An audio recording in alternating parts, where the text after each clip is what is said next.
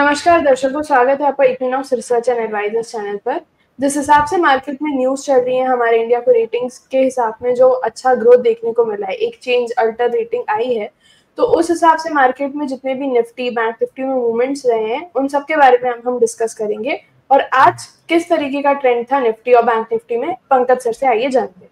Good afternoon Asha and good afternoon everyone. Asha, मैं पहले तो चार्ट्स आप लोगों के सामने रख देता हूँ, चार्ट्स पे डिस्कस कर लेंगे, फिर जिसके कारण मार्केट के अंदर जो इतनी उथल पुथल मची हुई है वो हम लोग देखेंगे। ठीक है। आशा, देखिए, एक बहुत क्लियर चार्ट जो है मैं आप लोगों के सामने रख रहा हूँ यहाँ पे। अब देखिए कि ये निफ्टी का 30 मिनट्स का चार्ट है।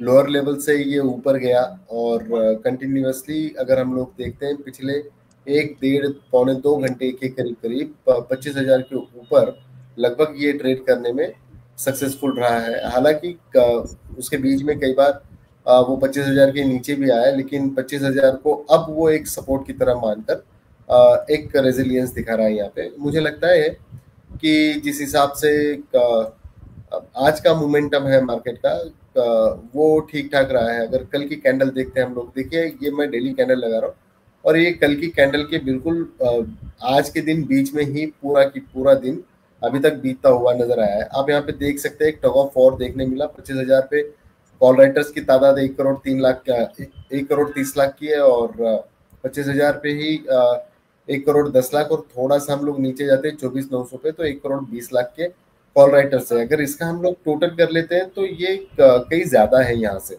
और ऊपरी लेवल पर थोड़ा सा 25,500 पे ही बड़े तादाद में हम लोगों को कॉल राइटर्स दिख रहे हैं। मेरा ये मानना है कि जब तक ये 25,050, 25,100 की रेंज में है, वो कहीं ना कहीं मार्केट के अंदर स्टॉक स्पेसिफिक्स मोमेंटम हम लोग विटनेस कर पाएंगे। लेकिन इंडाइसेस पॉइंट ऑफ व्यू से अगर हम लोगों को देखना है तो मुझे लगता है कि 25,050 से 25,100 का एक रेंज है, उसको क्रॉस करना होगा। 25,200 का एक बड़ा हर्डल है, वो अगर क्रॉस होता है तो एक वन वे तेजी देखने मिल सकती है। बट मुझे लगता है कि एक स्टार्ट जो है रैली का और भी बढ़िया से हो सकता है 25,050, 25,100 के बीच में अगर ये आज के दिन की अगर क्लोज दे देता है तो वो हिसाब से। अगर हम लोग बैंक निफ्टी की बात करते हैं, देखिए आप देखिए कि बैंक निफ्टी भी पूरा दायरे में कारोबार किया। ये पूरी ये जो रेड लाइन दिख रही है आपको, ये कल की है और ये आज का है। अगर मैं लोअर टाइम फ्रेम की अगर मैं बात करूं तो पूरा दिन जो है थ्रू आउट द डे आज मार्केट ने है ना एक with in the range trade किया हुआ है। तो मुझे लगता है कि काफी सारे जो है कंफ्यूजन मार्केट के अंदर बना हुआ है। बट ओवरऑल अगर हम लोग मार्केट देखते हैं तो मुझे लगता है कि ये साइडवेज पॉजिटिव वाला मार्केट है। सेलिंग करनी नहीं है फिलहाल मार्केट में कहीं पे भी। स्टॉक स्पेसिफिक मार्केट रहेगा और बढ़िया से बढ़िया चीजें चलती हुई नजर आ सकती है। तो ये निफ्टी बैंक निफ्टी की बात रहेगी। अब दूसरा जो आपका सवाल था कि जो रेटिंग्स बढ़ी है, देखिए इंडिया की तो रेटिंग्स बढ़ी भी है, बट उसके साथ में कोई ये चीजों को गौर नहीं किया है कि इंडियन 6 बड़े बैंक्स के लिए भी रेटिंग्स में इजाफा देखते हुए मिला है। सबसे इम्पोर्टेंट चीज ये थी कि इसके बाद में जीएसटी की बात जो थी, जो प्राइम मिनिस्टर ने 15 तारीख को अपने स्वतंत्रता दिवस के ऊपर एक ऐलान ही समझ लीजिए कि जिस तरीके से टैक्स जीएसटी का रिफॉर्म करना है तो उसका एक इंडिकेशन दिया था।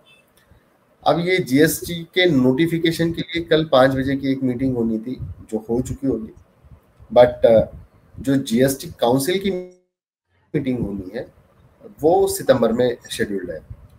अब जब गवर्नमेंट ऑफ इंडिया का प्राइम मिनिस्टर पब्लिकली अगर कोई चीज का ऐलान करता है तो मुझे नहीं लगता है कि उन्होंने कोई काउंसिल के साथ में राय मशवरा नहीं किया होगा।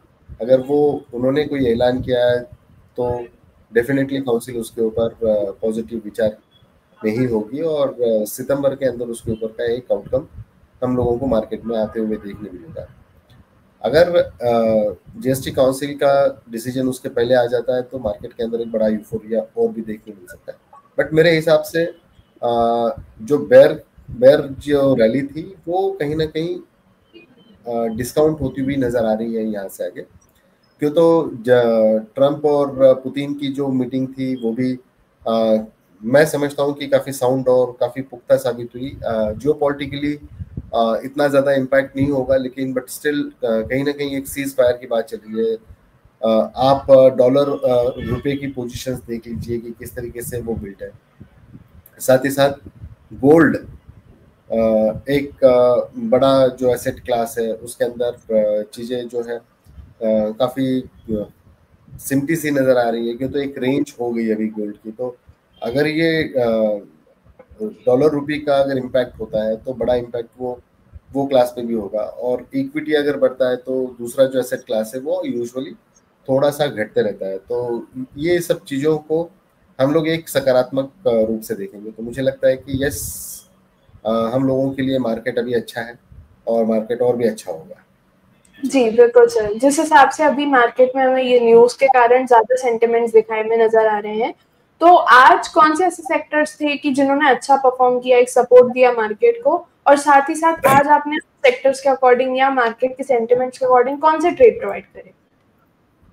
देखिए, मेटल के अंदर मार्केट में एक अच्छी खासी उछाल देखने, मोबिलिटी, ऑटो, इसके अंदर एक अच्छी खासी जो है तेजी देखने मिली थी।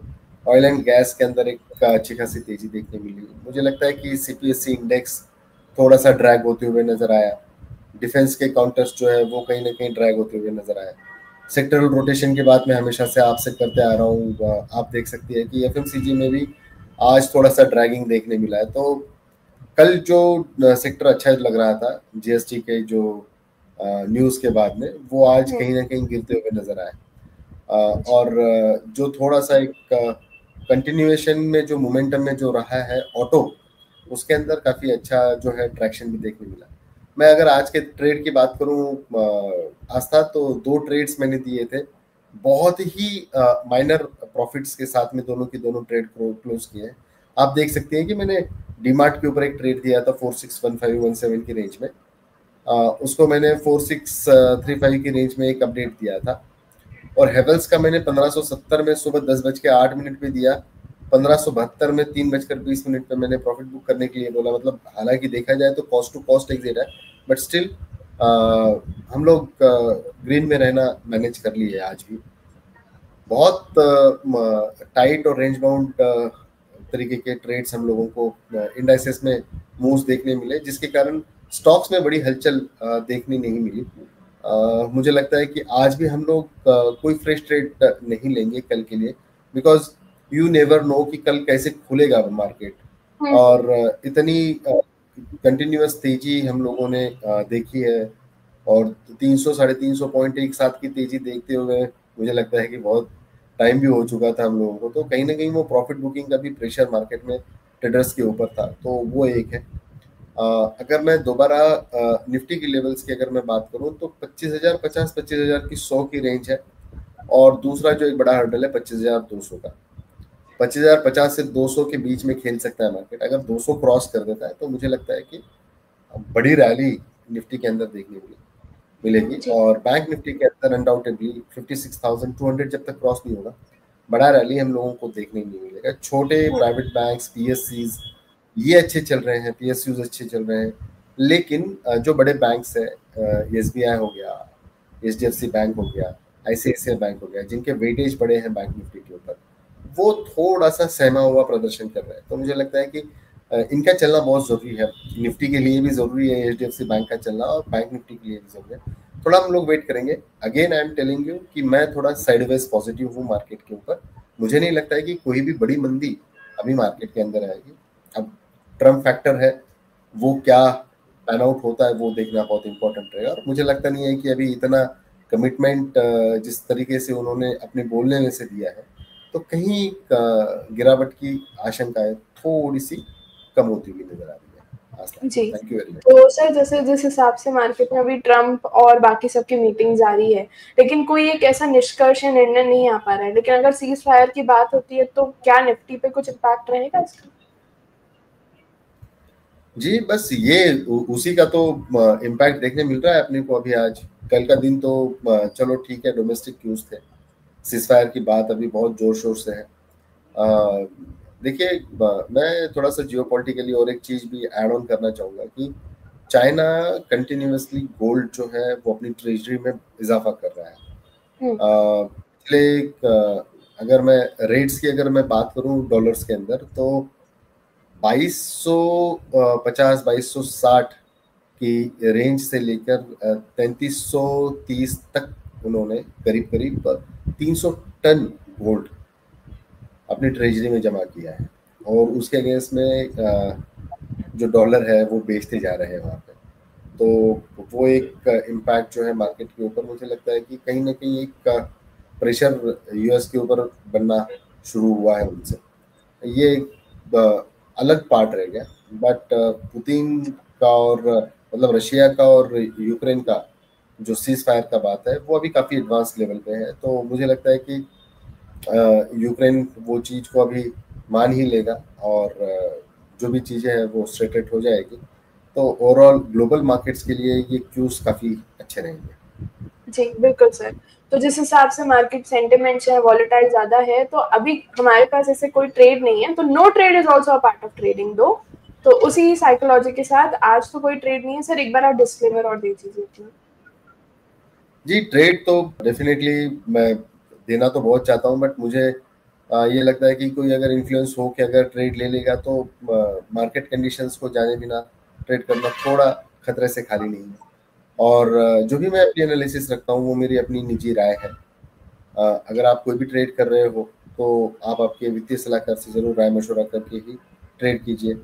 वित्तीय जोखिम शामिल है इसके अंदर और डेफिनेटली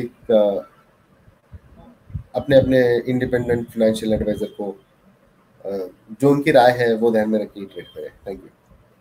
थैंक यू सर। अगर आपको ये वीडियो अच्छा लगा हो तो इसे लाइक करिए, शेयर करिए और भी ऐसे इक्विटी या मार्केट नॉलेज से रिलेटेड वीडियोस के लिए हमारे चैनल को जरूर सब्सक्राइब करिए।